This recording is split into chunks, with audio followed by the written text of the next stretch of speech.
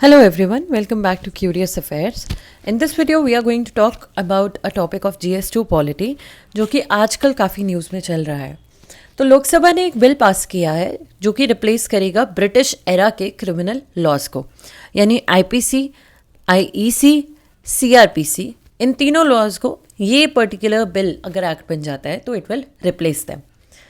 Indian penal code of 1860, Indian evidence act of 1872, code of criminal procedure 1898। अगर आप देख रहे हो तो ये 1860 से लेके 1890 के बीच के लॉज हैं। अब ये जो टाइम पीरियड है ये हमारे लिए बहुत इंपॉर्टेंट हो जाता है क्योंकि these were draconian laws. These laws were not made for the Indian society but they were made for the Britishers to help them rule India. इसका डेमोक्रेसी से कुछ लेना देना नहीं था but it was for the rule of Britishers in India. Colonial regime के अंदर 1860 से 1890 के बीच में ये सारे act along with Indian police act, civil services act, ये सब बनाए ही इसीलिए गए थे ताकि इंडियन पॉपुलेशन को कंट्रोल किया जा सके। Why was there a need to control? Because यहाँ पर नॉन डेमोक्रेटिक मीन्स का यूज़ करके हम रिवोल्यूशनरी एक्टिविटीज़ को कर्व करना चाह रहे थे।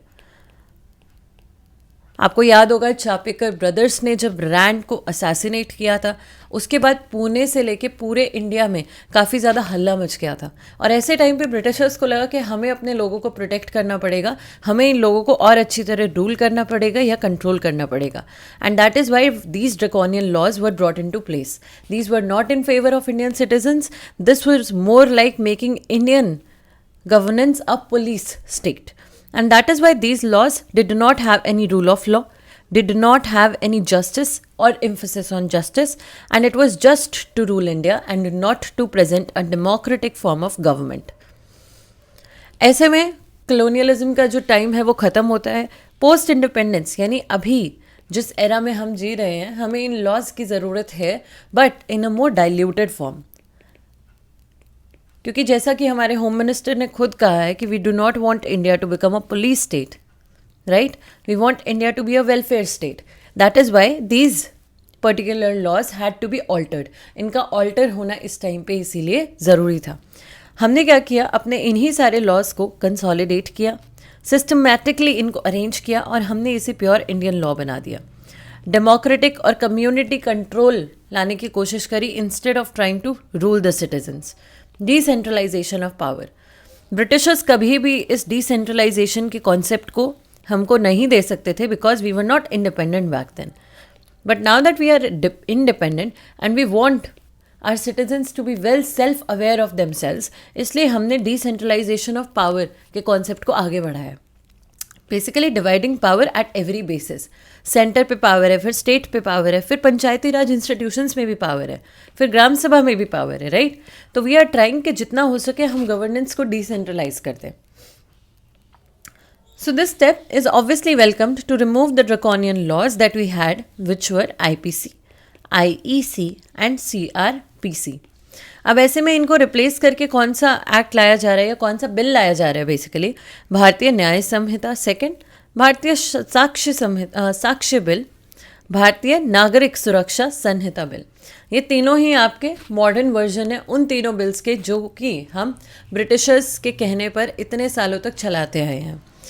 एज ऑफ नाउ हमने कौन कौन से प्रोविजंस यहाँ पर नए नए ऐड किए हैं, कौन कौन से प्रोविज़न हमारे लिए अभी जानना ज़रूरी है, क्योंकि याद रखिए ये सिर्फ लोकसभा में पास हुआ है, अभी इससे राज्यसभा में पास होना बचा है। And that is why we do not know कि ये पूरा बिल ऐसा ही रहेगा या इसमें कोई चेंज आ जाएगा, राइट? सो सबसे पहला मोब लिंचिंग या हेट क्राइम्स जो कि इंडिया के अंदर काफ़ी ज़्यादा प्रेवलेंट हो गए थे, considering women harassment, considering backward classes harassment and considering setting examples कि अगर किसी ने कुछ गलत कर दिया तो ताकि कोई और ना कर पाए तो हम क्या कर रहे हैं कि उन्हें गधे पे बैठकर घुमा रहे हैं। We are doing a naked parade with them and that is why mob lynching या फिर any sort of hate crime is now regarded as something that can get you life imprisonment. कि आपको लाइफ इम्प्रिजनमेंट हो सकती है और आपको capital punishment यानी डेथ भी मिल सकती है।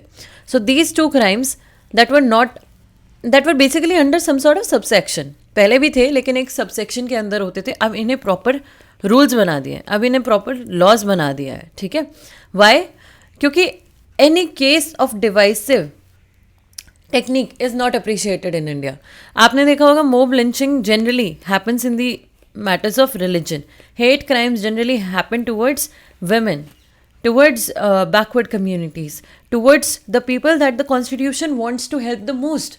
And that is why we are saying कि अगर ऐसा किसी ने भी कुछ भी किया तो you can gain a life imprisonment and even capital punishment to avoid any case of divisive technique and to avoid any case of setting examples the way it happens in most of the parts of India.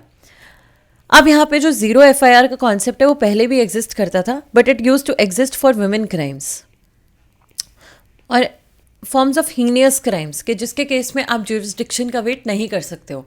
अब इसकी jurisdiction को बढ़ा दिया गया है और अब आप ज़ीरो FIR किसी भी केस में किसी भी पुलिस स्टेशन में जाके करा सकते हो.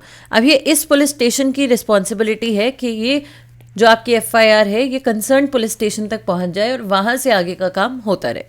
That is why, in order to make these police systems more efficient for the citizens, we have started zero FIR for everyone in this particular bill. Why? Because यहाँ पर जब 24 hours ट्रांसफ़र हो सकता है तो क्यों ना ये रिस्पॉन्सिबिलिटी पुलिस स्टेशन को दी जाए ताकि ज़्यादा से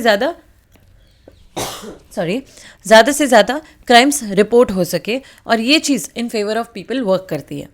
इंटर और इंट्रा स्टेट की ज्यूरिसडिक्शन को हटाकर हमने कहा है कि आपको कोई भी दिक्कत है आप किसी पुलिस स्टेशन जाइए और ये इंसान या फिर यहाँ पे जो भी आपके अधिकारी होंगे ये आपकी मदद करेंगे. Director of prosecution is basically a person appointed to advise the police so that police can not do anything by it self. Timelines दी गई हैं कि अगर FIR आज हुई है तो आयोग का एलोकेशन आज होना चाहिए. तो ये सारी जो टाइमलाइंस हैं they help in transparent processes as well as quick resolution, right? You would know कि एक हफ्ते बाद मुझे IO मिल जाएगा या फिर मेरी FIR का इससे आगे क्या होने वाला है. Why is this move important? ये मूव आपके लिए इम्पॉर्टेंट क्यों है? तो ये मूव हमारे लिए इम्पॉर्टेंट इसलिए because first of all we do not need any British criminal era laws और British era criminal laws because we are in a post-independent India now.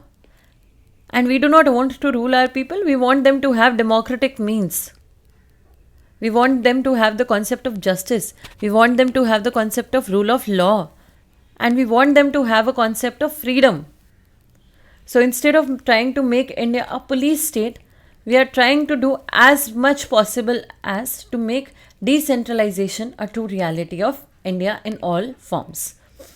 We do not want India to become a police state, making laws favorable for Indian citizens and thus upholding the ideal of democracy and upholding the ideals of everything written in our preamble. Because at the end of the day, it is we the people of India, right? Let's recap a bit. तो इस particular video में हमने बात करी है Lok Sabha era criminal laws. अब आप अगर इसे बार बार अपने दिमाग में रिपीट करते रहेंगे तो ये आपके दिमाग में बेटर सेट हो जाएगा. So thank you for watching the video and stay connected guys. All the best.